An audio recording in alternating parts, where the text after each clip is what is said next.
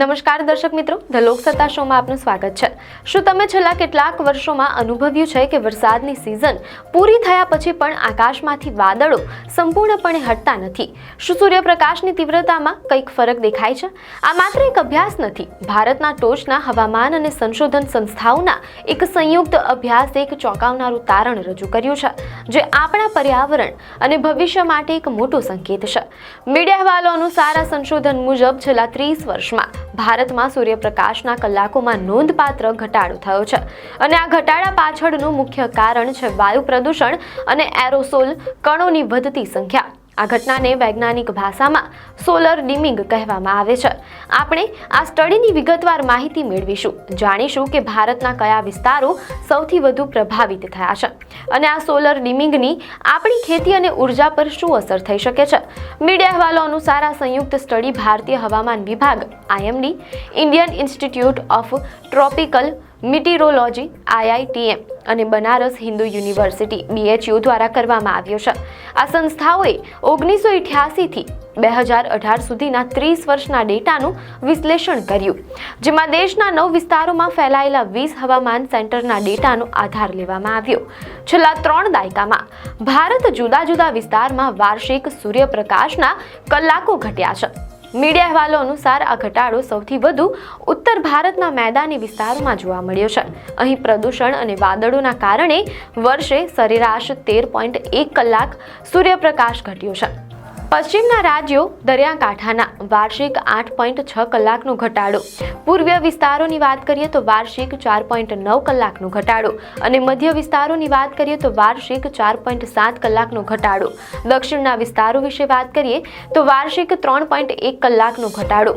આ આંકડાઓ સ્પષ્ટપણે દર્શાવે છે કે ઉત્તરના મેદાની વિસ્તારો અને પશ્ચિમના દરિયાકાંઠાના વિસ્તારોમાં હવામાનની સ્થિતિ પૂર્વ, મધ્ય અને દક્ષિણની સરખામણીમાં વધુ અસ્થિર અને પ્રદૂષણથી પ્રભાવિત થઈ છે।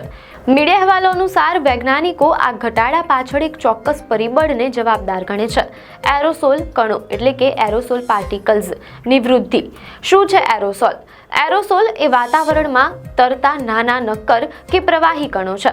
તે કુદરતી સ્ત્રોતો જેમ કે ધૂળમાંથી પણ બને છે, પરંતુ મુખ્યત્વે માનવ સર્જિત પ્રવૃત્તિઓ દ્વારા જ તેની વૃદ્ધિ થાય છે। આ કણો મુખ્યત્વે ફેક્ટરીઓમાંથી નીકળતા ધુમાડા, વાહનોનો ધુમાડો અને ખેડૂતો દ્વારા લાકડા કે પાકની પરાળી બાળવાથી ઉત્પન્ન થાય છે। આ કણો વાતાવરણના નીચલા સ્તરમાં જમા થાય છે જ્યારે સૂર્યપ્રકાશ પૃથ્વી તરફ આવે છે, ત્યારે આ એરોસોલ કણો તેને શોષી લે છે અથવા પરાવર્તિત કરે છે। આ પ્રક્રિયાના કારણે જ સૂર્યપ્રકાશની તીવ્રતા અને પૃથ્વી પર પહોંચતા કલાકો ઘટી જાય છે, જેને સોલર ડિમિંગ કહેવાય છે। એરોસોલ કણો વાદળોના નાના નાના ટુકડા બનાવવામાં પણ મદદ કરે છે। આ નાના કદના વાદળો લાંબા સમય સુધી આકાશમાં ટકે છે અને સૂર્યની રોશનીને જમીન પર આવવા દેતા નથી। આના કારણે પણ સૂર્યપ્રકાશના કલાકોમાં ઘટાડો થાય છે। મીડિયા અહેવાલો અનુસાર આ સ્ટડીમાં એક વિરોધાભાસી પેટર્ન પણ જોવા મળી છે, જે હવામાન પરના જટિલ પ્રભાવોને દર્શાવે છે। એક તરફ સૂર્યપ્રકાશના કલાકો ઘટ્યા છે, પણ બીજી તરફ ઉનાળાના મહિનાઓમાં સૂર્યપ્રકાશ ખૂબ આકરો બન્યો છે, એટલે કે જ્યારે સૂર્ય દેખાય છે ત્યારે તીવ્ર તાપમાન સહન કરવું પડે છે। જો કે જૂનથી સપ્ટેમ્બર દરમિયાન એટલે કે ચોમાસાની સિઝનમાં જેટલો પ્રકાશ પૃથ્વીના પટ પર આવવો જોઈએ તેટલો આવ્યો નથી। આનું મુખ્ય કારણ એરોસોલ દ્વારા બનેલા લાંબા સમય સુધી ટકી રહેતા વાદળો છે। આ સોલર ડિમિંગની અસર માત્ર હવામાન પર જ નહીં, પણ આપણા જીવનના અનેક મહત્વના પાસાઓ પર પડી શકે છે।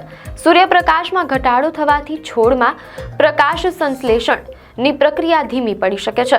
જો લાંબા ગાળે આ ઘટાડો જળવાઈ રહે તો પાકની ઉપજ અને ગુણવત્તા પર નકારાત્મક અસર થઈ શકે છે।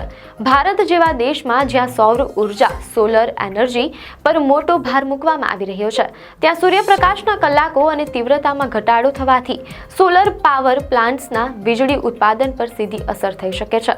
સૂર્યપ્રકાશના ઘટાડાથી મનુષ્યોમાં વિટામિન ડી ની ઉણપનું જોખમ વધી શકે છે। મીડિયા અહેવાલો અનુસાર ભારતીય વૈજ્ઞાનિક વૈજ્ઞાનિકોએ દેશમાં ઘટી રહેલા સૂર્યપ્રકાશના કલાકો એટલે કે સોલર ડિમિંગની લાંબા ગાળાની ગંભીર અસરો વિશે ચેતવણી આપી છે. આ સંકટ સીધું આપણી ખેતી અને ઉર્જા ક્ષેત્રને પ્રભાવિત કરી શકે છે. સૂર્યપ્રકાશમાં ઘટાડો થવાથી ખેતરોમાં ઉગાડવામાં આવતા પાકને જરૂરી પ્રકાશ મળતો નથી. આનાથી પાકની વૃદ્ધિ અને ઉપજ પર સીધી અસર થશે.